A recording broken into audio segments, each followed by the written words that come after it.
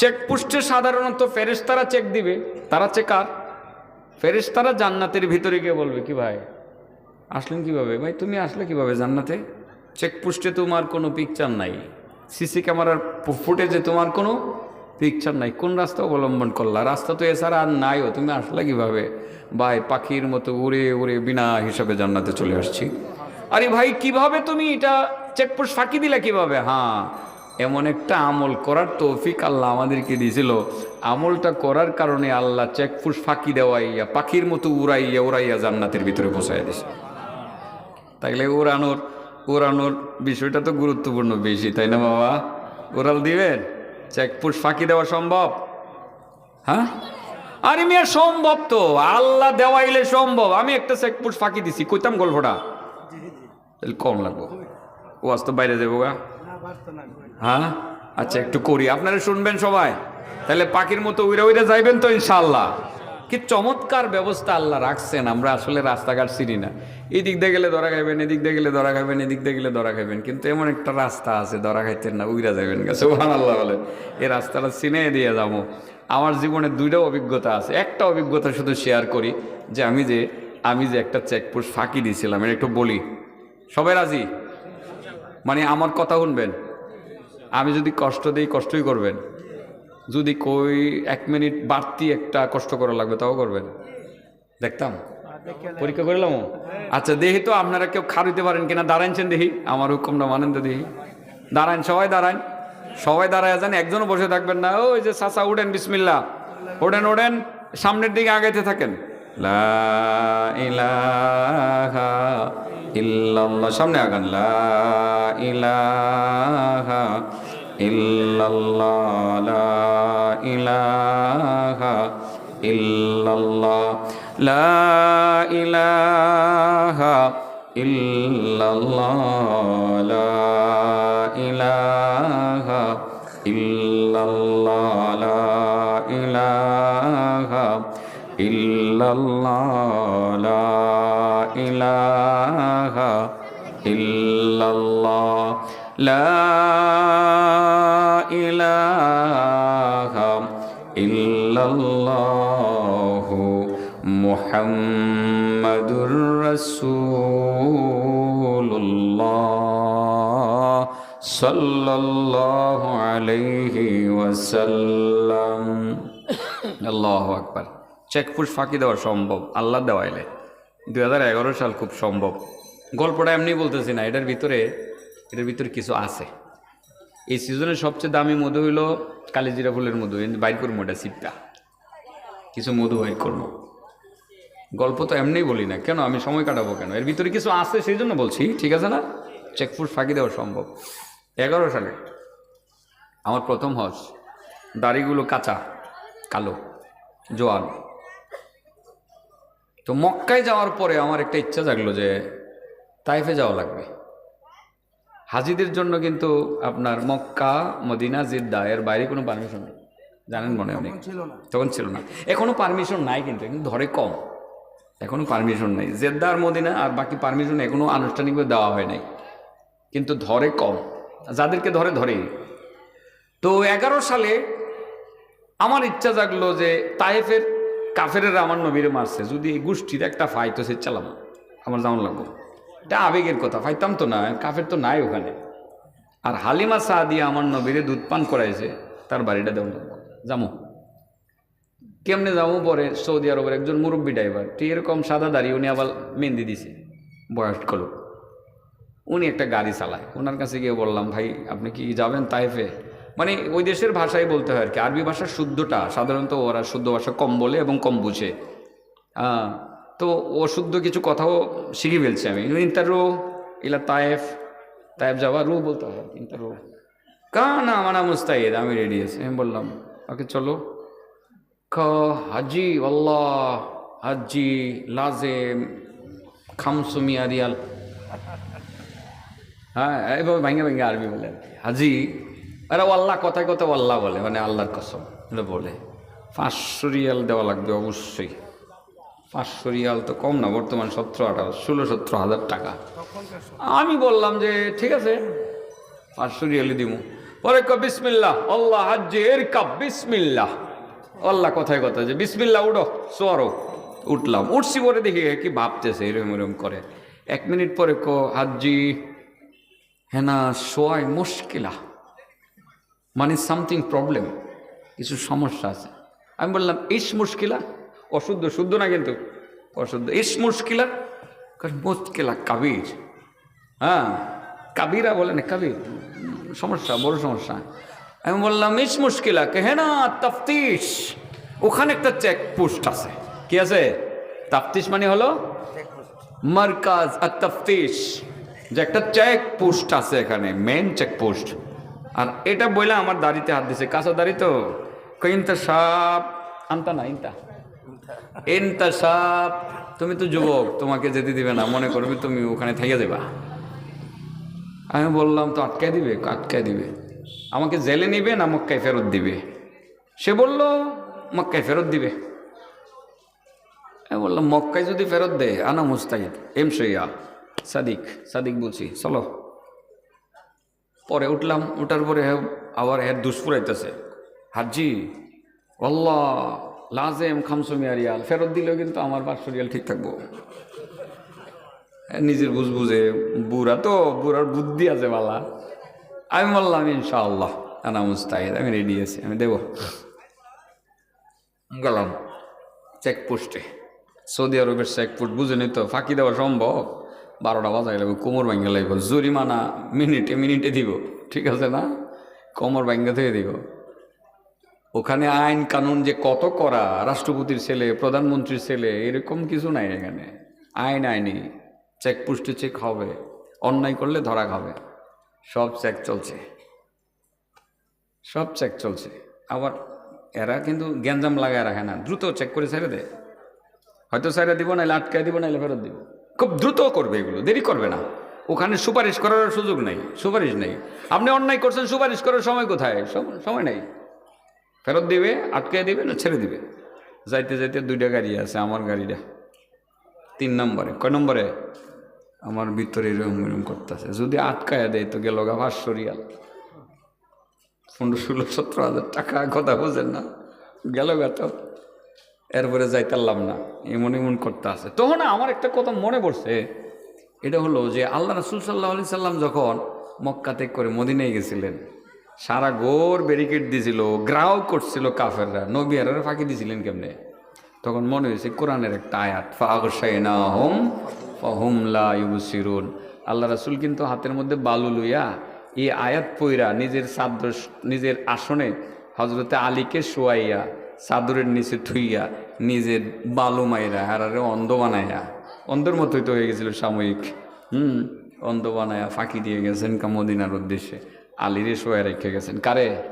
তখন আমার এটা মনে হয়েছে, এই আয়াতটাই আমি পড়ি, ফাগশাইনাহুম ফাহুম লা ইউবসিরুন। ড্রাইভারে বললাম সাদিক ইকরা মিন সূরা ইয়াসিন ফাগশাইনাহুম ফাহুম লা ইউবসিরুন। হ্যাঁ না, এটা হাসি আর পরে হ্যাঁ মনে হয় আমি বাঙালি হিসাবে কইছি বিদায় হ্যাঁ মানে কাছে এটা হাসির পাত্র মনে হয়েছে আর কি। কিন্তু পড়তেছে ঠিক, কারণ ওরা কোরআন পড়তেছে আর হাসতেছে, আছে অবশ্যই, কিন্তু আমি যে শিখাইলাম এই জন্য মনে হয়েছে হাসতেছে আর কি। গাড়ি আর একটা বাকি, কয়টা বাকি? একটা, এটারে চেক করতেছে। এরপরেরটা তো আমি এমন এমন করতেছে, আমি নিচে চাই আছে পুরি, উপরেও চাই না, ভিতরে এমন এমন করতে আছে। এই গাড়িটা চেক করার লগে লগে তার মোবাইল একটা আওয়াজ হয়েছে, ক্রেন ক্রেন একটা আওয়াজ হয়েছে। আবার পরে হ্যালো, ওই বাম দিকে চাইছে। কোন দিকে? আমার গাড়ি এদিকে। কোন দিকে ভাই? আমার গাড়ি এদিকে। যেখানে এদিকে আমার গাড়ি, হ্যাঁ আমার গাড়ির যে ইশারা দিয়ে থাম তোরে দেখি পরে হেডও কইছে না, এর মনে খেয়াল নাই আর কি, বুঝেন না? এদিকে চাই কথা কইতেছে, গাড়ি তো টান, এক টানে 1 কিলো সামনে। কই কিলো? ড্রাইভারের সামনে গিয়ে আবার স্টিয়ারিং এর ধরে হ্যাঁ নাসের বাপ হাজি এন্ত বাংলাদেশি এন্ত বাঙালি মুতাওয়াক্কাবির আলেম জিদ্দা, মানে হ্যাঁ কো গাড়ি চালায় আর মানে মনে খুশিতে নাচা শুরু করে দিছে। তুমি বড় আলেম বাংলাদেশের, বুঝতে পারছি, তুমি দেখতে শুরু, কিন্তু আলেম বড়। আমি বললাম না, আমি বড় আলেম না, বড় আলেম না। তুমি কোরআন জানো, তুমি হাদিস জানো, তুমি অনেক কিছু জানো, তুমি ইতিহাস জানো, সব কিছু জানো, তুমি বড় আলেম। আমি বললাম ভাই তুই সামনে যা, আর এত কথা কোয়ার দরকার নাই। গেলাম গা, ফাঁকি দিয়ে এবার চলে গেলাম আল্লাহ আমাদের ফাঁকি দেওয়াইছে। এই সৌদি আরবের চেকপোস্ট যদি ফাঁকি দিতে পারি, আল্লাহ দেওয়াইতে পারে, এই ফুলসেরাতে 7টা চেকপোস্ট ফাঁকি দিয়া পাখির মতো উড়ে উড়ে যাইতে পারতেন না ইনশাল্লাহ। আল্লাহ দেওয়াইলে, ফাঁকি দেওয়াইলে দিতে পারবেন, আল্লাহ তো দেওয়াইব। আপনার কি টেনশন নেই? আপনার কোনো টেনশন আছে? কোনো টেনশন নাই। তবে 7 নম্বর চেকপোস্টে ধরা খাইব কারা, হেডেও কমু।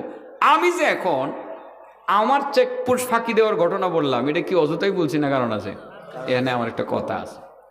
কি আছে? একটা কথা আছে। এই কথাটা কমু, একটু একটু ব্যথা লাগবো, একটু কিরমিরা থেকে, হ্যাঁ, কিছু খুচাখুচি করবো আর কি। খুচাখুচি করলে ফুরার মধ্যে ধাক্কা লাগলে তো ব্যথা লাগবোই, তবে গল্লা গেলে পরে ভালো লাগতো না। কিছু ফুরা গল্প বাবা, টেনশন করেন না, এখনো কিছু গুতাগুতি আছে, ঠিক আছে? এই জায়গাতে কিছু কথা আছে, শুধু ওয়াজ শুনলে চলবে না তো বাবা, কিছু অপারেশন লাগবে তো। কারণ আপনার ফুরা ফুলে আছে, ইনফেকশন হয়েছে, ব্যথায় অস্থির, এটা না কাটলে পুষবেন না, হলে তো শান্তি পাবেন না বাবা। এই জন্য ওয়াজ মাহফিল থেকে কিছু চিকিৎসা আমরা দেই, মাঝে মধ্যে অপারেশনের দরকার পড়লে কাটি, কাইটা এখানে মালিশ লাগাই দিয়ে দিই, সেলাই করে অ্যান্টিবায়োটিক দিয়ে দেই। কিছু অ্যান্টিবায়োটিক আপনার নেওয়া লাগবে। প্রথমে কিন্তু ধাক্কা লাগলে একটু ব্যথা লাগবে, ও ও বলেন ওহো, কিন্তু আপনি কিরমিরায় থাকেন। যে কথাটা বলছিলাম, যে আমি যখন ফাঁকি দিয়েছিলাম তখন পড়ছিলাম ফাগশাইনাহুম ফাহুম লা ইবসিরুন। আমার নবী যখন কাফেরদেরকে ফাঁকি দিয়েছিলেন আল্লাহর হুকুমে, কি পড়ছিলেন? ফাগশাইনাহুম ফাহুম লা ইবসিরুন। চাদরের নিচে কারে শোয়া রেখে গেছিলেন? আলীকে। তাহলে আমার নবী কি নিজে বাঁচার জন্য আলীকে শোয়া রেখে গেছিলেন? না, আমার নবী তো স্বার্থপর নন।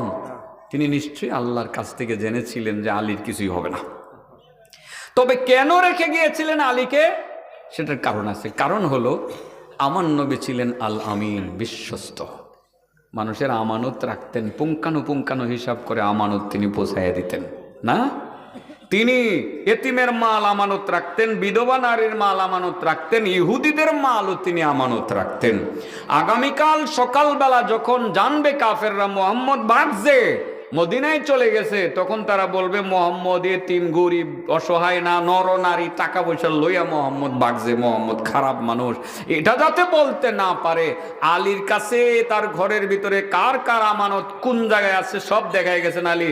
এটা হলো এতিম বাচ্চার, এটা বিধবার নারীর, এটা ইহুদির, এটা অমুকের, ওটা অমুকের। তুমি কিন্তু আগামীকাল সকাল থেকে অভিযান শুরু করবা, প্রত্যেকের আমানত যার যার ঘরে তুমি পৌঁছাইয়া দিয়া, যদি 2-4-5 দিন লাগেও তারপরে তুমি মদিনায় আসবা। এর আগে তোমার মদিনায় আসার কোনো দরকার নাই।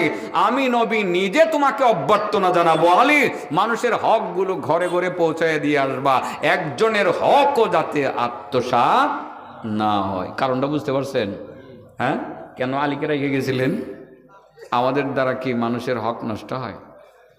কত মানুষের টাকা মাইরা খাইছি আমরা, কত দোকানদারির বাকি খাইয়া দোকানদারের টাকা দেই নাই, কত এতিমের টাকা আমাদের দ্বারা আত্মসাৎ হয়ে গেছে, কত মানুষের টাকা আমাদের দ্বারা আত্মসাৎ হয়ে গেছে বাবা, বাকি খাইয়া দিতে চায় না, বোনের হক দিতে চায় না। সমাজে এরকম লোক আছে না নাই? আছে, আছে। শতকরা 55% মুসলিম বোনের হক দেয় নাই, ঠকাইছে, বোনে কান্দে গেছে, বোনের হক আত্মসাৎ করছে, মাইরা দিছে। যত বড় নামাজি হন, যত বড় রোজাদার হন, যত বড় হাজি হন, আপনি 70 বৎসর টানা নামাজ পড়েছেন, 70 বৎসর টানা রোজা রেখেছেন, 22 বার হজ করেছেন, কোটি কোটি টাকা ব্যয় করে মসজিদ মাদ্রাসা নির্মাণ করেছেন, কত কালভার্ট তৈরি করেছেন, কত মানুষকে আপনি আর্থিক সাহায্য করেছেন, এবং আপনার ঈদ অনুষ্ঠানে কত বাড়িতে ঈদ উপহার পাঠিয়েছেন, কত কল্যাণ আপনি মানুষের করেছেন। কিন্তু আপনার জীবনের মাঝামাঝি সময়ে বোনের হক আত্মসাৎ করেছেন, বহু ব্যবসায়ীদের টাকা পয়সা মেরে দিয়েছেন, আপনি বাকি এনেছিলেন, এটা ব্যবসার পার্ট মনে করে, পার্ট অফ বিজনেস মনে করে 2-3 লাখ টাকা বিভিন্ন মহাজনের জায়গা জায়গায় আপনি আত্মসাৎ করেছেন। আপনি ভাবছেন এগুলো আদায় করতে হবে না, কারণ কোটি কোটি টাকার বাণিজ্য হয়েছে, তার সাথে আমার ইচ্ছাকৃতভাবে কত মানুষের টাকা মেরেছেন বাবা। আপনার এই যে এত ইবাদত 70 বৎসরের, কোনোটাই তো ফলপ্রসূ হবে না, আল্লাহর দরবারে কবুল হবে না বাবা। এই ইবাদত আপনাকে জান্নাতে নেবে না। আরে কোটি কোটি টাকা মারলে আপনি জান্নাতে যাবেন না, এটা তো অনেক পরের কথা। 1 টাকাও যদি কারো আপনি আত্মসাৎ করে থাকুন, 1 টাকা, ইচ্ছাকৃতভাবে জান্নাতের পথ বন্ধ, আপনি যেতে পারবেন না। আল্লাহ রসুল বলেছেন, কেউ যদি আমার উম্মতের শহীদ হয়, আবার জীবিত হয়, আবারও শহীদ হয়, আবার জীবিত হয়, আবারও শহীদ হয়, মা দাখালাল জান্নাহ হাত্তা ইয়াকদিয়া দাইনা, যতক্ষণ পর্যন্ত সে ঋণ পরিশোধ না করবে ততক্ষণ পর্যন্ত সে জান্নাতে যেতে পারবে না। এরকম রোগী সমাজে ভরে গেছে এখন। বোনের হোক মারুইয়ার রোগী 55%, ঠিক না বেঠিক? হাদিস একটা কয়ে লিতাম। হ্যাঁ, শেখ পুষ কয়টা জানি ভাই সাহেব? 7টা না? শেখ পুষ কয়টা? 7 নম্বরে ধরা খাইব, সেটাও ব্যবস্থা করবো, পার করে দিব যারা যাইব। আর মুরব্বী বাবাডের উড়াই দিব, এটারে কষ্ট করে চেক পুষ দিয়া নেওয়া দরকার নাই, ঠিক আছে না? শেষ পর্যন্ত অপেক্ষা করেন। আমি যেখান থেকে তিলাওয়াত করেছি আমি এখানেই ঢুকবো। আলোচনাটা গুছালো, একটা গুছালো আলোচনা, টেনশন করবেন না। ফাঁকে এই কথাটা বলছি এই জন্য, সমাজে ভরে গেছে এই সমস্যা। নামাজ রোজা পড়ে মনে হয় বেহেশতে চলে যাবে, মানুষের টাকা মাইরে বেহেশতে চলে যাবে। না, এত সহজ না বাবা। মানুষের টাকা মাইরে হজে গেলেন গা, আপনি বেহেশতে চলে যাবেন, এত সহজ না বেহেশতে। মানুষের টাকা মাইরা যাবেন গা, বোনের টাকা আত্মসাৎ করে চলে যাবেন, বেহেশতে যাবেন না, সম্ভব না, সম্ভব না। বোনে ক্ষমা না করলে আপনি যেতে পারবেন না, মোটেও পারবেন না। বোঝানোর জন্য একটা হাদিস বলি। মুহাম্মদ ইবনে আব্দুল্লাহ বিন জাহাশ রাদিয়াল্লাহু তাআলা আনহু থেকে বর্ণিত, তিনি বলেন, কুন্না বিফিনাইল মসজিদ হাইসু তুদাউল জানাজা। আমরা মসজিদের আঙ্গিনায় ছিলাম, মসজিদে নববীর আঙ্গিনায়, যেখানে জানাজার লাশ রাখা হয়। কার লাশ রাখা হয়? জানাজার লাশ রাখা হয়। আল্লাহ রাসূল সাল্লাল্লাহু আলাইহি সাল্লাম এখানেই উপস্থিত ছিলেন। জানাজার ইমামতি করবেন, নবীজি ইমামতি করবেন। মুসল্লিগণ জানাজার মাঠে জানাজা পড়তে রেডি, লাশ সামনে রাখা হয়েছে। মুহাম্মদ ইবনে আব্দুল্লাহ বিন জাহাজ বলেন, এমত অবস্থায় আল্লাহ রাসূলকে দেখলাম, ইজ রাফা রাসাহু ইলাস সামা, আল্লাহ নবীকে দেখলাম তার মাথা তিনি আকাশের দিকে এভাবে উঠালেন। সুম্মা তাআ বাসারা, এরপরে মাথাটা নিচের দিকে নামাইলেন।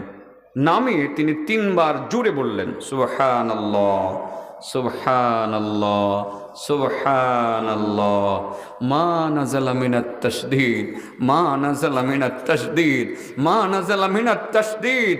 হায় কি কঠিন আযাব নাজিল হইতেছে, হায় কি কঠিন আযাব নাজিল হইতেছে।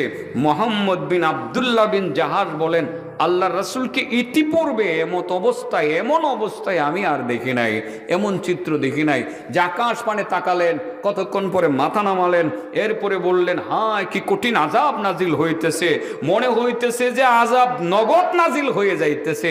ভয়ঙ্কর একটা বক্তব্য তিনি দিচ্ছিলেন। মুহাম্মদ ইবনে আব্দুল্লাহ বিন জাহাজ বলেন, আমার ভয় লাগলো।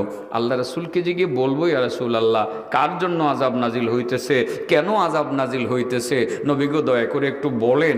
এটা যে বলবো এই সাহসটা আমার ছিল না। মুহাম্মদ ইবনে আব্দুল্লাহ বিন জাহাজ বলেন যে আমার মনে হয়েছিল যে এই মুহূর্তে জিজ্ঞাসা করা ঠিক হবে না। চিন্তা করলাম, থাক আজ নবীকে জিজ্ঞাসা করব না, আগামীকাল যখন নবী স্বাভাবিক হবেন, মেজাজটা ভালো থাকবে, কাছে গিয়ে এই বিষয়টা জিজ্ঞাসা করবো না। পরদিন আল্লাহ রাসূল সাল্লাল্লাহু আলাইহি সাল্লামের দরবারে গিয়ে হাজির হলাম।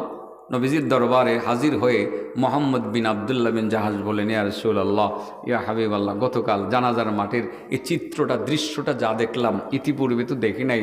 নবী গো, আপনি আকাশ পানে মাথা উঁচু করে কতক্ষণ তাকিয়ে থাকলেন, আবার মাথাটা নিচে অবনত করলেন, নিচে অবনত করে আপনি খুব জোরে সুরে বললেন, মা নাযালা মিনাত তাশদীদ, মা নাযালা মিনাত তাশদীদ। 3 বার সুবহানাল্লাহ বললেন, আর বললেন, মা নাযালা মিনাত তাশদীদ, মা নাযালা মিনাত তাশদীদ।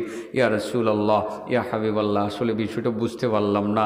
আযাব নাজিল হচ্ছিল, কার জন্য নাজিল হচ্ছিল, কেন নাজিল হচ্ছিল, দয়া করে একটু বলবেন কি? রাসূল বলেন, হ্যাঁ, গতকাল জানাজার মাঠে জিজ্ঞাসা করলেও উত্তর দেওয়া সম্ভব ছিল। আচ্ছা বলো না, আজ জিজ্ঞাসা করেছো, উত্তরটা দেই। আমি যে আযাব নাজিল হচ্ছিল বলছিলাম, আমি তো কঠিন আযাবের দৃশ্য আমি দেখতেছিলাম, আসমান থেকে নাজিল হইতেছে। কার জন্য নাজিল হইতেছে? আল্লাহ রাসূল বলেন, আমার উম্মতের মধ্যে যারা আল্লাহর যেসব বান্দাবান্দি মানুষের হক আত্মসাৎ করে, মানুষের টাকা পয়সা মায়েরা দেয়, কর্জ আয়না কর্জ পরিশোধ করে না, দোকানে বাকি খাইয়া বাকি পরিশোধ করে না, ওই সমস্ত মানুষের জন্য আযাবের যে একটা দৃশ্য, কঠিন কঠিন আযাব, এটা আমাকে দেখানো হচ্ছিল আর আমি দেখতেছিলাম, দেখে আমার ভয় লাগতেছিল, এই জন্য আমি এমন করতেছিলাম। ও আমার সাহাবী, একটি কথা পরিষ্কার মনে রাখবা, তোমাদের কেউ যদি কুতিলা ফি সাবিলিল্লাহ, আল্লাহর রাস্তায় যদি শহীদ হয়ে যায়, আবারও জীবিত হয়, আবারও শহীদ হয়, আবারও জীবিত হয়, আবারও শহীদ হয়, মা দাখালাল জান্নাহ হাত্তা ইয়াকদিয়া দাইনা, যতক্ষণ পর্যন্ত সে ঋণ পরিশোধ করতে না পারবে ততক্ষণ পর্যন্ত সে জান্নাতে যেতে পারবে না। 1 টাকা পানের দোকানে খাইছিলেন, পান খাইছিলেন, ইচ্ছাকৃতভাবে 5 টাকা মাইরে দিয়েছেন, আরে কত খাইছি 5 টাকা দেওয়ান লাগবো, ইচ্ছাকৃতভাবে দিলেন না, এটার কারণে ধরা খাইলেন, আটকা পড়ে যাবে। বিষয়টা কি আপনাদের কাছে গুরুত্বপূর্ণ মনে হলো? এটা তো ওয়াজ হয় নাই, এটা কেমন যেন একটা আক্রমণের মতো হয়ে গেল। বাবা, আমার কাছে মনে হয় যে এই কথাগুলো এখন বলা দরকার, সেই জন্য একটা পয়েন্ট আমি বলে ফেললাম আর কি, বুঝছেন না? বলা দরকার। বোনের হক আত্মসাৎকারীর সংখ্যা অভাব নাই, অনেক মানুষে বাকি খাইয়া টাকা দিতে চায় না, টেলিফোন করলে ফোন রিসিভ করে না, শেষ পর্যন্ত বাড়িতে গেলে আওয়াজ করে না, ছেলেকে বলে দে গিয়ে বলো আব্বা বলছে বাড়িতে নাই, তো এই গিয়ে আগে বলে যে আব্বা বলছে বাড়িতে নাই। কথা বুঝছেন না? ধরা তো খায়। এরকম বাটপারি করে আপনি কতদিন? আপনি নামাজ পড়েন মসজিদের প্রথম কাতারে, আপনি রোজাদার, হজ করেছেন বহুবার, মানুষের টাকা আত্মসাৎ করেছেন, এতিমের টাকা আত্মসাৎ করেছেন, বোনের হক আত্মসাৎ করেছেন, দোকানদারের টাকা আত্মসাৎ করেছেন, মাহাজনের টাকা আত্মসাৎ করেছেন, আপনি জান্নাতে যেতে পারবেন না, এটাই শিওর এবং 100% শিওর, এতে কোনো সন্দেহ নাই। তাহলে কি করা লাগবে? আজই আপনাকে শুধরাতে হবে।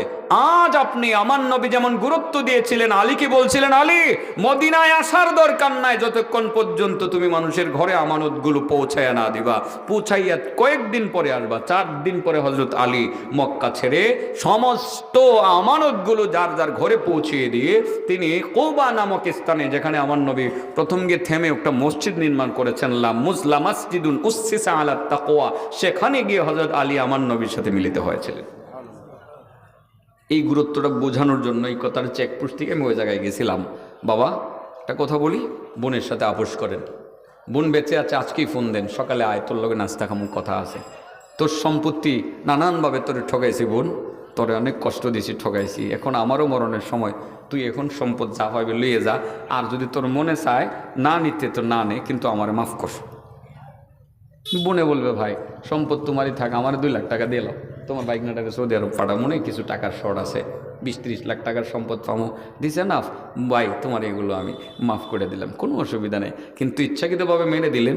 আর কিছু আপনি চালাকি তো আপনিও করেন, বাড়ির বিটা দামি রোড লেভেলের জমিগুলো দিতে চাইলেও দেখা যায় নিজের নামে রাখেন, আর রাস্তার ওই পাশে জমিনের একেবারে গাতা জমিগুলো বোনের নামে দেন। সাবধান, আপনি বাটপারি করবেন, বোনে না বুঝলেও আল্লাহ বুঝে না, আল্লাহ বুঝে না, আল্লাহ বুঝে। বিষয়গুলো ক্লিয়ার। হক্কুল ইবাদের ক্ষেত্রে অত্যন্ত সাবধানী হওয়া লাগবে আমাদের। আল্লাহ রসুল সাল্লাল্লাহু আলাইহি সাল্লামের এই বিষয়ে অনেক হাদিস আছে। সামান্য একটা বিষয়কে কেন্দ্র করে বোনের সাথে সম্পর্কটা আপনার ছিন্ন হয়ে গেল, বোন আসলো দীর্ঘদিন পরে চামড়া বন্দর থেকে আপনার বাড়িতে, ভাইয়া 10 কোটি টাকার সম্পদের মধ্যে তো 3.5 কোটি আমি পাবো, ভাইয়া লাগবে না এত কিছু, আমার ছেলেটা অসুস্থ হয়ে গেছে, আর একটা ছেলে লেখাপড়া ছেড়ে দিয়েছে, এখন সৌদি আরব পাঠাইতাম, 10 লাখ টাকা লাগবে, তুমি সব নিয়ে নাও, আমার 10 লাখ টাকা দিয়ে দাও।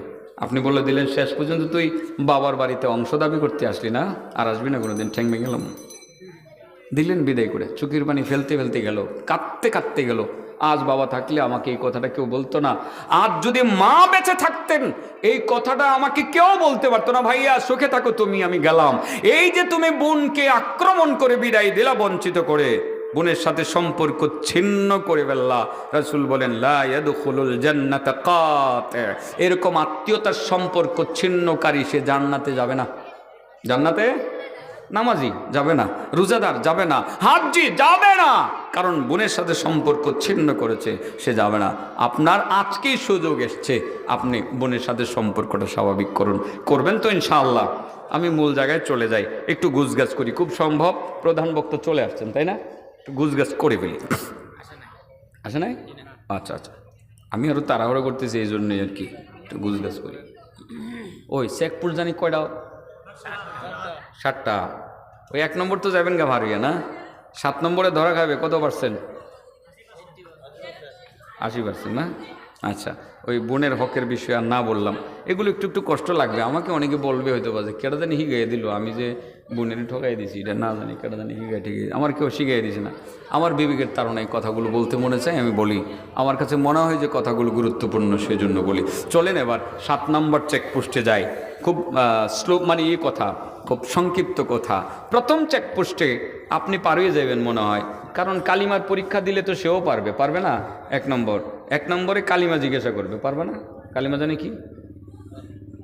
লা ইলাহা, বলো জোরে। লা, শরমের কি আছে বেটাতে? বলো লা ইলাহা ইল্লাল্লাহ মুহাম্মাদুর রাসূলুল্লাহ। এই কালিমা আমরা জানি তো না? সবাই জানি না? 1 নম্বর চেকপোস্টটা বলবেন দিবে সাইরা। আর যে মুসলমান এটা বলতে পারবে না, আছে এরকম, জীবনও কালিমা শিখছে না, ধারে কাছে হয়ে গেছে না, যে বলতে পারবে না, প্রথম চেকপোস্টেই তাকে ধাক্কা মেরে জাহান্নামে ফেলে দেওয়া হবে, সে আর উঠতে পারবে না, এখানেই শেষ। তার মানে বেশিরভাগই চলে যাবে। কালিমা পড়ে 1 নম্বর চেকপোস্ট অতিক্রম করে চলে যাবে। 2 নম্বর, 3 নম্বর, 4 নম্বর, 5 নম্বর, 6 নম্বর পর্যন্ত আমর বিল মারুফ নাহি আনিল মুনকার, নামাজ, এগুলো দিয়া, সাদাকা, হজ, এগুলো দিয়া 6 নম্বর পার হবে। যে মাত্র 7 নম্বরে যাবে, খুশি, মাত্র আরেকটা বাকি, জামুগা, আরেকটা বাকি, খুশি না? ফেরেশতা বলবে ভাই অনেক খুশি। কাহা খুশি? 6টা পারিয়ে গেছি তো, শুধু এইটা পারিতে পারলে জান্নাতে যাবো গা। কহ ভাগ্য তো ভালো তোমাদের, আরেকটা মাত্র বাকি, 6টা পার হয়ে গেছো। আচ্ছা, এখানে তো প্রশ্নের উত্তর দিয়ে যাওয়া লাগবে। প্রশ্নের উত্তরটা দিতে হবে যে ভাই, কি প্রশ্ন? ও প্রশ্নটা হলো, তুমি দুনিয়াতে গেছিলা, কাহা গেছিলাম, কার মাধ্যমে গেছিলা? একা একাই না কোনো মাধ্যমে গেছিলা? মাধ্যমে গেছিলাম। কেমনে? কার মাধ্যমে? পিতা মাতার। আল্লাহ পাঠাইছে। কার মাধ্যমে বলো? পিতা মাতার মাধ্যমে। ও তাহলে পিতা মাতার মাধ্যমে এত সুন্দর পৃথিবী তুমি দেখেছো, নাজ নিয়ামত বুক করেছো। যেই পিতা মাতার ওসিলায় সুন্দর পৃথিবীর রং চিত্র দেখতে পেরেছো, সেই বাবা মায়ের সাথে কি শেষ পর্যন্ত সম্পর্কটা ভালো ছিল? দিস ইজ বিগ কোশ্চেন, বড় প্রশ্ন। সেই জায়গাতে আমার মনে হয় 80% মুসলিম ধরা খাবে। কত পার্সেন্ট?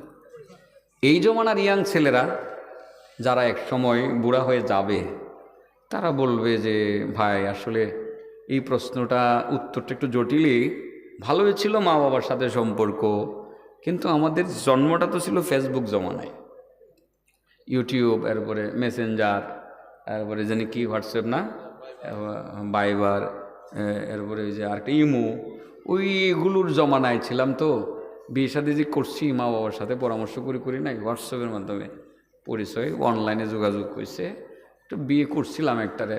তো বিয়ে করার পরে তো গ্রামে নিয়ে আসছি, সে থাকতে চায় না। তোমার মার লগে থাকতাম না, তোমার বাবার লগে থাকতাম না, তোমারে ভালোবাসি, তোমার সাথে সংসার করতে আসছি। শেষ পর্যন্ত দাবি করলো কিশোরগঞ্জ শহরে ভাড়া থাকবে। পরে ওরে নিয়ে ভাড়ায় চলে গেলাম, মায়ের সাথে সম্পর্ক রাখতে দিল না, বাবার সাথে সম্পর্ক রাখতে দিল না। মা বাবা একটু কষ্টই করছে, শেষ সময়টায় মা বাবা একটু ব্যথা পাইছে। ভাই সত্যটা তো বলতেই হয়। ফেরেশতা সিসি ক্যামেরার ফুটেজে দেখবে, ওকে ঠিকই তো আছে, মা তো কাঁদতেছে দেখা যায় সন্তানের জন্য, বাবাও কাঁদতেছে, খাওয়া নাই, অসুস্থ, কষ্ট করতেছে, চিকিৎসা হচ্ছে না, দেখা যাইতেছে তো চিকিৎসাবিহীন কষ্ট করতেছে বাবা, চিকিৎসা ছাড়া কষ্ট করতেছে মা, কঠিন অবস্থা।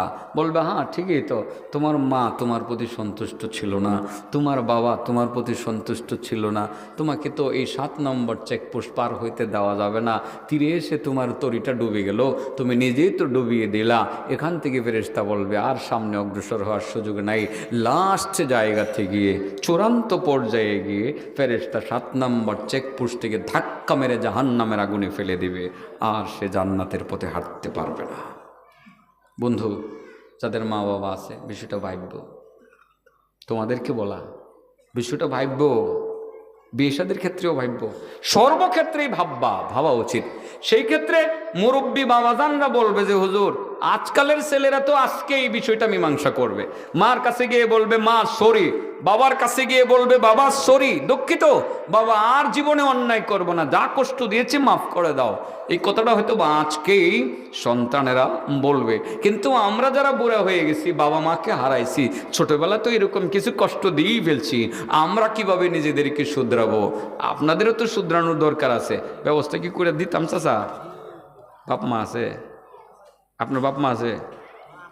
মা তার তো কপাল হলাম আপনি বুড়া হয়েছেন তো গেছে মা তো আছে আপনার বাপ মা আছে তো ব্যবস্থা করে দেই বাপ মার জন্য কিছু ভুল ভ্রান্তি হয়তো আমরা করে ফেলছি আপনি কি করবেন সেটাও করে দেই আর যুবক বন্ধুরা আজকেই কিন্তু শুধরাতে হবে মায়ের কাছে বাবার কাছে গিয়ে বলতে হবে মা আর জীবনে মা বাবা আর জীবনে উল্টাপাল্টা চলবো না তোমাদের কষ্ট দিব না একটু কথা বলবা মা খুশি বাবা খুশি তুমি আজ রাত ঘুমাইবার আগে তুমি কামাই করতে পারবা 2 লক্ষ বৎসরের নফল ইবাদতের নেকি সুবহানাল্লাহ কয় লক্ষ বৎসরের হ্যাঁ মা বাবার সাথে ভালো আচরণ করার গুরুত্ব আল্লাহ নিজে কোরআনে দিয়েছেন ওয়া কাদা রাব্বুকা আল্লা তা'বুদু ইল্লা ইয়াহু ওয়া বিল ওয়ালিদাইনি ইহসানা ইম্মা ইয়াবলুগান্না عندك الكبر أحدهما أو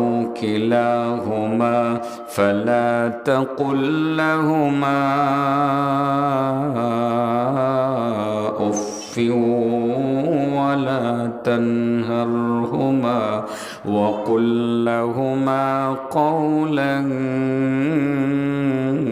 كريما واخفض لهما جناح الذل من الرحمة وقل رب ارحمهما كما ربياني صغيرا বলেন رب ارحمهما كما ربياني صغيرا আল্লাহ বলেন অনবী তোমার রব চূড়ান্ত সিদ্ধান্ত দিয়েছেন নির্দেশ দিয়েছেন নির্দেশনা জারি করেছেন একমাত্র আল্লাহর ইবাদত করতে হবে আর কারো ইবাদত করা যাবে না 2 নম্বরে মা বাবার যত্ন করা লাগবে মা বাবার 2 জনের একজন যদি বার্ধক্যে উপনীত হয়ে যায় অথবা 2 জনেই যদি বার্ধক্যে উপনীত হয়ে যায় তোমরা তাদের সেবা করবে যত্ন করবে সেবা যত্ন করতে গিয়ে বিরক্তির সুরে উফ শব্দটি পর্যন্ত উচ্চারণ করবে না সাবধান তাদেরকে কোনো ধমক দিবে না বরং তাদের সাথে মিষ্টি মিষ্টি আচরণ করবে মা বাবার জন্য তোমরা দোয়া করবে রব্বির হামহুমা কামা রব্বায়ানি সগীরা ওগো আল্লাহ আমার মা বাবার প্রতি তুমি দয়া করো তারা যেমন ছোটবেলা আমার প্রতি দয়া করেছিলে এই নির্দেশ তো আল্লাহ মা বাবার সাথে ভালো আচরণ না করলে খবর আছে 7 নম্বর চেকপোস্টে ধরা কয় নম্বর 7 নম্বর চেকপোস্টে ধরা তো আজকে ছেলেরা যারা মা বাবারই খুশি করব চাচা আপনি কি করবেন ঠিক আছে না আপনি একটা কই লেছি আপনি প্রত্যেক দিন 5 ওয়াক্ত নামাজ পড়া বলবেন রব্বির হামহুমা কামা রব্বা ইয়ানি সগীরা এর দ্বারা হয় কি আমার নবী রাসূল করিম সাল্লাল্লাহু আলাইহি সাল্লাম বলেন যে ব্যক্তি মা বাবার জন্য এই দোয়াটা পড়ে দোয়া পড়ে রব্বির হামহুমা কামা রব্বায়ানি সগীরা সঙ্গে সঙ্গে মা বাবার আমলনামায় সারা পৃথিবীতে যতগুলো পাহাড় আছে সমস্ত পাহাড় পরিমাণ নেকি জমা হয়ে যায় মা বাবা আল্লাহর কাছে বলে আল্লাহ এত নেকি কোত্থেকে আসলো খেটে খাওয়ার দিন মজুর ছিলাম নারান্দি বাজারের আশেপাশে ছিল বাড়ি কলা খেতে কাজ করতাম ধানের জমিনে কাজ করতাম এত নেকি তো কামাই করতে পারি নাই পাহাড় পরিমাণ 1-2টা না সারা দুনিয়ার পাহাড় পরিমাণ নেকি অ্যাকাউন্টে জমা হইল কোত্থেকে আল্লাহ তখন বলে দে তোমার একটা ফুল আর একটা তুইছো বয়স 70 বয়স কত তোমার ছেলেরা আজকে রব্বির হামহুমা কামা রব্বায়ানি সগীরা বলে দোয়া করছে এই তোমার ছেলের দোয়ার বদৌলতে তোমাদের অ্যাকাউন্টে আমি সারা দুনিয়ার পাহাড় পরিমাণ নেকি পৌঁছাইয়া দিলাম মা বাবা কয় আল্লাহ আমার বুইরা ফুলাটা এখন আমার মনে রাখছে আল্লাহ গো আমার ছেলেটার প্রতি আমি খুশি হয়ে গেলাম সুবহানাল্লাহ কই বুঝাইতে পারছি তাহলে আমরা যারা মা বাবা হারাইছি আমরা বলবো রব্বির হামহুমা কামা রব্বা ইয়ানি সগীরা ছেলেরা যাদের মা বাবা আছে তারা আজকে আপোষ করে ফেলবে 7 নম্বর চেকপোস্টে আর ধরা খাওয়া লাগবে না ঠিক আছে না এর চেয়ে আরও ভালো পদ্ধতি হইল চেকপোস্টে না যাওয়া আকাশপতি উড়ি উড়ি বিনা হিসাবে জান্নাতে চলে যাওয়া চেকপোস্ট ফাঁকি দিয়া এটাই তো কইতাম মাত্র এতক্ষণ এটা তাইছি ঘুরে গাইরা ফাঁকি দিয়ে অনেক কিছু বলছি না এই কথাগুলো কি দরকারি কথা কইছি না বাবা হ্যাঁ, মানুষের হকের কথা, আমানতের কথা, বোনের হকের কথা, দোকানের বাকির কথা, ব্যবসায়িক মানে ঋণের কথা, এগুলো কথাগুলো বলছি দরকারি কথা না? দরকারি কথা, আমার কাছে মনে হয়েছে দরকারি, সেই জন্য আমি বলছি। এবার চলেন পাখির মতো উড়াইয়া দিই, সহজ আমল। রেডি না? ইচ্ছা করলে সবাই পারে, ছোটো ছোটো ছেলেরাও পারবো ইচ্ছা করলে। আল্লাহ রসুল সাল্লাহ আলি সাল্লাম বলেন 7টা চেকপোস্ট, কিন্তু আমার কিছু উম্মত চেকপোস্টের ভিতর দিয়ে যাবে না, উপর দিয়ে যাবে। এখানে যদি 7টা চেকপোস্ট থাকে, আসলে তো ধরা খাওয়া লাগবেই, কারণ ক্যামেরা নিয়ে আসে। কিন্তু আসমানের উপর দিয়ে গেলে গা, উপর দিয়ে গেলে গা, দেখবো এরা? দেখতো না। রসুল বলেন আমার উম্মতের মধ্যে এমন কিছু উম্মত আছে যেসব উম্মত পাখির মতো উড়ে উড়ে চেকপোস্ট ফাঁকি দিয়ে বিনা হিসাবে জান্নাতে চলে যাবে।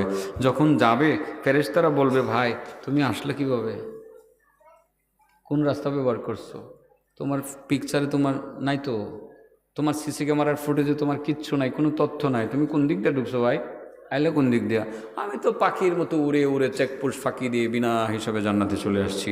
ভাই ফাঁকিটা দিলা কেমনে, কি করছো, কি আমল করছো? কহ একটা আমল আল্লাহ আমরা দিয়া করাইছে, সুবহানাল্লাহ বলে। ওই আমলটা হলো বৎসর ঘুরা একটা মাস আসতো, মাসটার নাম হলো রমজান মাস। কি মাস?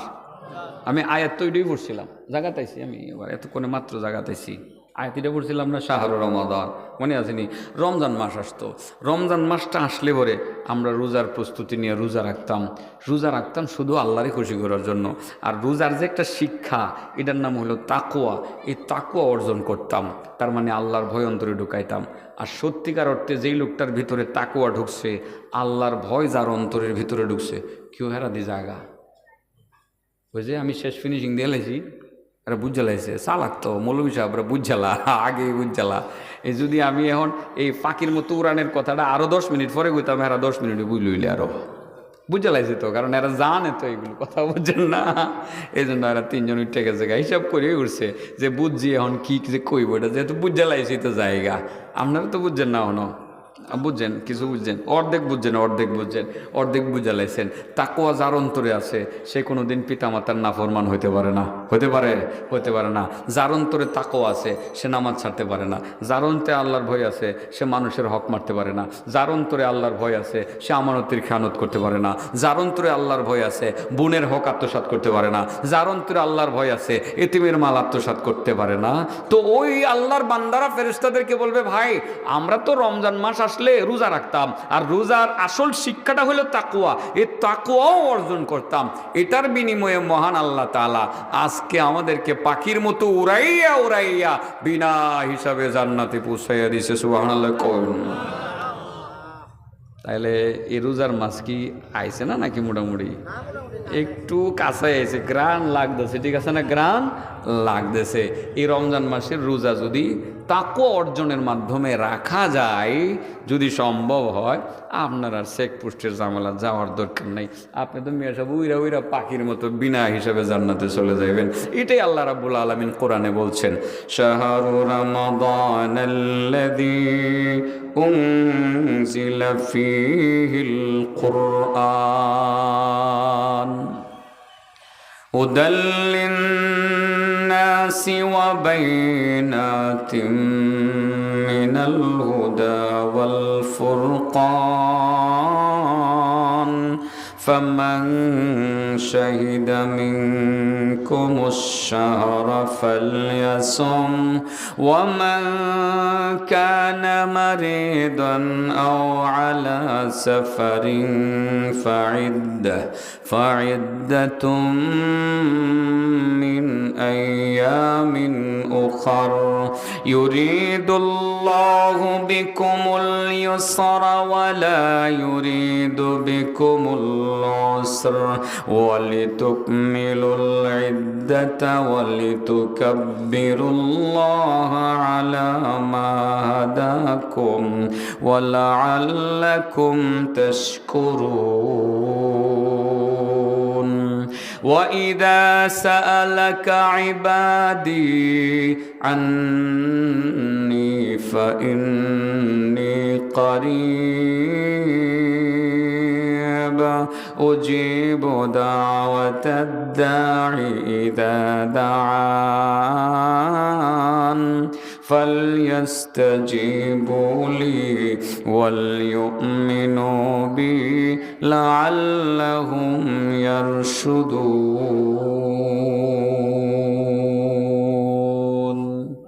আল্লাহ বলেন শাহরু রমাদান, রমজান মাস, আল্লাযী উনজিলা ফীহিল কুরআন হুদাল লিন্নাস, মানব জাতির হেদায়েতের জন্য এই মাসে কোরআন নাজিল করা হয়েছে।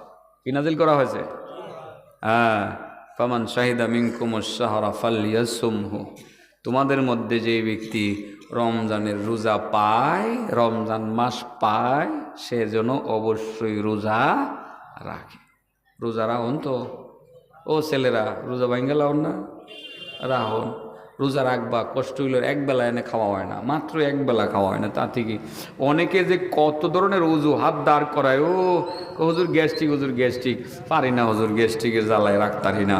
কত মানুষ যে কত অজুহাত দাঁড় করায়, হুজুর ডায়াবেটিক্স, রোজা রাখতাম পারি না, ডায়াবেটিকের অজুহাত, গ্যাস্ট্রিকের অজুহাত, নানান অজুহাত দিয়ে রোজা রাখে না। আমি অবাক হইলাম, আমি আগে বিশ্বাস করতাম না যে মানুষ রোজা রাখে না। আমি লোকগুলোর ইফতার পার্টি দিয়ে দেখি প্রত্যেক দিন। একদিন আমার নরসিংদী বাসাটা একেবারে উপজেলা মোড়ে, কষ্ট পাইতেছেন না তো, এটা কইতেছে যে ওরে এটার মধ্যে কয়টা হোটেল আছে, ওটা মিষ্টি দোকান আছে, আমারও একটা হোটেল আছে। তো আমার হোটেল তো এটা খাবার, দিনের বেলার খাবার 100% বন্ধ, শুধু ইফতারের সময় ইফতার তৈরি করা হয়। এই ইফতার মানুষ নেই, ইফতার 2টা থেকেই বানানো শুরু হয়ে যায়, মানুষ ইফতার নেয়, চলে, এরকমই চলে। তো বাকি যে হোটেলগুলো আছে এরা দেখি পর্দা লাগায় রাখে, আমার এটা পর্দা নাই, দিনে তো আমার মানুষ খাইতে ঢুকবে না আমার এটা। তো আমি একদিন একটা পর্দার ভিতরে কেন জানি কি এমনি মুখ দিলাম, দেখি যে বইয়া বইয়া বালা বালা সুস্থ মানুষ, গতকালও ইফতার পার্টি দেহে সুন্দর বক্তব্য দিয়েছে, সাদা পাঞ্জাবি ফুইরা, টুপি ফুইরা, নেতা মানুষ বইয়া বইয়া চা খায় আর মোমবাতি টানে। পরে আমি আর কিছু কইছি না, আমার দীক্ষা আসসালামু আলাইকুম হুজুর, আজকে সেরি খাইতেছিলাম না হুজুর, স্যারিটা খাইতেছি না হুজুর, রোজাটা রাখতারছি না হুজুর, এই জন্য রাখতারছি না, যেহেতু একটু এখানে আইলাম আর কি হুজুর। আমি বুঝছি, মনে মনে কই বুঝি তুমি যে কেমন রোজাদার, তুমি যে রোজা রাহো আর কি। আছে এরকম মুসলমান গোপনে গোপনে খায়ালা, দুনিয়ার মানুষ দেখে না, আল্লাহ তো দেখে। আল্লাহ দেখে না? ইনশাল্লাহ রোজা রাহন তো, হ্যাঁ রোজা রাহন না, রোজা রাখুন। যদি আল্লাহরে রাজি খুশি করার জন্য রোজা আপনি রাখতে পারেন, আর রোজার শিক্ষাটা যদি আপনি গ্রহণ করতে পারেন, তো পাখির মতো উইরা উইরা বিনা হিসাবে জান্নাতে যাবেন গা। শেখ পুষ্টির ভিতরে তো যাওয়ানি লাগতো না, জামেলার কি দরকার আছে? আজ এরা এর আগে খুচাখুচি করবো, এটা জিগাইবো, হিটা জিগাইবো, দরকার আছে? কোনো কিছুর দরকার নাই। পাখির মতো উইরা উইরা বিনা হিসাবে জান্নাতে যাবেন গা। ইনশাল্লাহ রোজা রাখতে রাজি সবাই? এই কাটা কাটা রাখবেন, হাতে উঠে দেখান। তুমিও রাখবা? মাশাল্লাহ, রাখো, অভ্যাস করো। তুমি সবটি রাখো না, হাত নামাও, একটু অভ্যাস করো, মাঝে মধ্যে রাখবা। কত কত অসচেতন বাবা আর মা সন্তানদেরকে রোজা রাখতে নিরুৎসাহিত করে। ছেলের পরীক্ষা আগামীকাল, বয়স কিন্তু 15, বাবা রোজা রাখিস না, রোজা ভেঙে গেলা, পরীক্ষার পরে পরে রোজা রাখিছেন রে বাবা। ওরে বাবা, এত দয়া, সন্তানের প্রতি এত দয়া। আগুনে জ্বলবো যে তখন কি সহ্য করতে পারবেন? পারবেন না। বরং রোজা রাখতে বলেন, ভালো খাওয়ান, সুন্দর খাওয়াইয়া, সাহারি খাওয়াইয়া ঘুম পাড়ান, ঘুম পাড়াইয়া ভালোভাবে মেজাজ দাদা ঠিক থাকে, রোজা অবস্থায় পরীক্ষার হলে বাড়ান। এর মনের ভিতরে একটা এতমিনান থাকবো, আমি রোজাদার, আমি রোজাদার, একটা কনফিডেন্স থাকবো, হেভি কনফিডেন্স। সে বলবে আমি রোজাদার, দেখবেন স্মরণ শক্তি বৃদ্ধি পাইতেছে, লেখা সুন্দর হইতেছে, সব ভালো হইতেছে ইনশাল্লাহ। দেখবেন আইসা শুনবেন বলতেছে আম্মু সব আনসার করে আসছি, সব দিয়ে আসছি, উত্তর লিখে আসছি। ভালো, এক বেলা এনে খাওয়া হলো না, মাত্র এক বেলা। সকালেও তো সাহারি তো সকালের খাবারই, আর রাতের খাবারটা তো সন্ধ্যায় আপনি খেয়ে নিচ্ছেন। তাহলে তো মাঝে শুধু এক বেলা খাওয়া হলো না, এক বেলা খাওয়া হলো না, তাতে কি হলো? আমরা ইনশাল্লাহ রোজা রাখবো তো? আমি শেষ করছি, আর সময় নিতাম না, আমার চোহে মুহে দেখতেছি না। আমি ঠান্ডায় এমন দৌড়ছে গতকাল আমারে, আজকে কাল নাক টানতেছে, এতক্ষণ পানি পড়ছে নাক দিয়া। ভাবছিলাম জানি না আমি কতক্ষণ টিকবো। আল্লাহ ঠিক আছে, অনেকক্ষণ পর্যন্ত ঠিক আছে। পরবর্তী যিনি একটু দয়া করে নিয়ে আসেন। আমার একটা অভ্যাস আছে, এই বদ অভ্যাসটা একটু সেরেলাই 1-1.5 মিনিটে সেরেলাই। এটা হলো পরীক্ষা, এটা কি একটু পরীক্ষা করবো আর কি। মুরব্বী পরীক্ষা করে লেখার আমি যে কি কইছি মূল্যায়ন করতে না, পরীক্ষা করি। চেক পোস্ট কয়টা? মাশাল্লাহ। 7 নম্বরে ধরা গাবো গাড়া করে, আসা কথা কইস, কেডা ধরা গাইব? শরমের কিচ্ছু নেবে না, মজা করতেছে, শরম পাইলেছে। 7 নম্বরে ধরা গাইব কেডা? পিতা মাতার অবাধ্য সন্তানেরা, ঠিক আছে না? আচ্ছা, আমার নবী যে কাফেরদেরকে ফাঁকি দিয়েছিলেন, ফাঁকি দিয়ে যে মদিনায় গেছিলেন গা, চাদরের নিচে কারে রেখে গেছিলেন? আলীকে রেখে গেলেন কেন? ইচ্ছা করলে তিনি নিয়ে যেতে পারতেন। আমানতগুলো পুঙ্খানুপুঙ্খানু হিসাব করে পৌঁছায় দেওয়ার জন্য, ঠিক আছে না? আলী রাদিয়াল্লাহু তাআলা আনহুকে দায়িত্বটা দিয়েছিলেন যে আলী, ঘরে ঘরে আমানত পৌঁছায় দিয়ে আইবা, এর আগে তুমি আওয়ার দরকার নাই, লাগুক 3 দিন 4 দিন 5 দিন লাগুক, আমানতগুলো পৌঁছায় দিয়ে আসবা। মনে আছে না এই কথাগুলো? তাহলে আমানত পৌঁছায় দেওয়া এটা দায়িত্ব। এবার একটা কথা বলি, আপনি বড় নামাজি, বোনের হক আত্মসাৎ করে আপনি কি জান্নাতে যেতে পারবেন? আপনি বড় নামাজি, একজন দোকানদারের টাকা মাইরা দিয়ে জান্নাতে যেতে পারবেন? হ্যাঁ, শহীদ হইলেও কি যেতে পারবেন? শহীদ হইলেও আপনি যেতে পারবেন না। আবার বলি বাবাজি, বলেন তো, কিছু মানুষ আছে যারা চেকপোস্ট ফাঁকি দিয়ে বিনা হিসাবে জান্নাতে চলে যাবে, চেকপোস্টের ধারে কাছেও যাবে না। বলেন তো দেখি তারা কারা?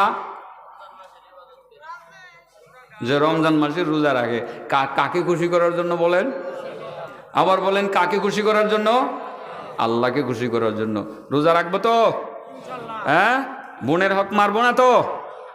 মারবো না। ফাঁকে দিয়ে আরেকটা আপনাদেরকে সারপ্রাইজ দিয়ে যাই।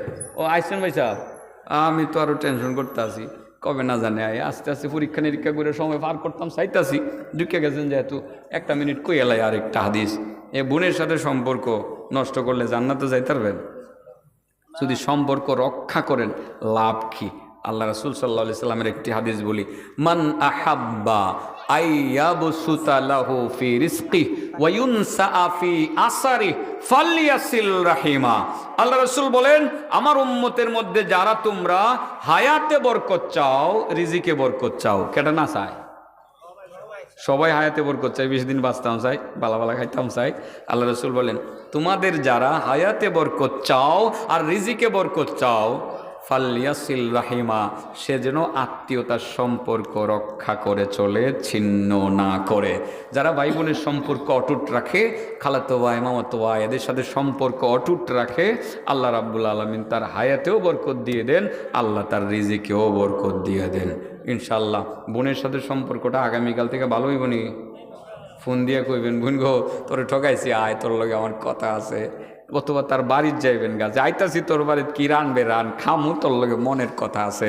অনেকগুলো কথা বললে সম্পর্কটা জোড়া লাগাই দিয়ে এবেন, আল্লাহ হায়াতও বাড়াইয়া দিব, রিজিকও বাড়াইয়া দিব। আল্লাহ যেসব কথা আমি বলেছি আমি সহ সকলকে আমল করা তৌফিক দান করুন। ওয়া আখিরু দাওয়ানা আনিল হামদুলিল্লাহ।